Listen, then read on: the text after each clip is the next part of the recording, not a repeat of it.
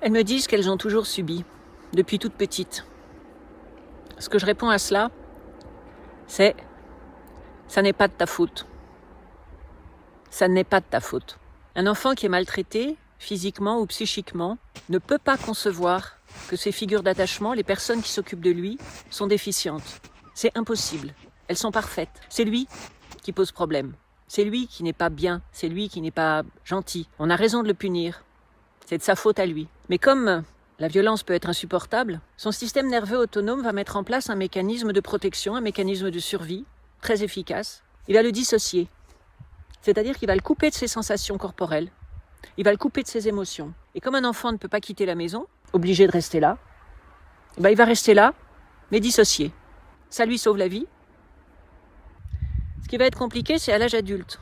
Parce que même si tu as réussi à te mettre en sécurité, à prendre de la distance et à avoir une vie à peu près normale, pour ton SNA, toujours en danger.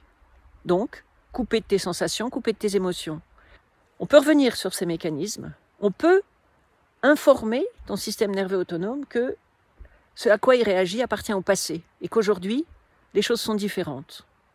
Le fait de réassocier le corps, l'esprit et les émotions vont évidemment apporter un bien-être, un mieux-être et une gestion du quotidien complètement différente.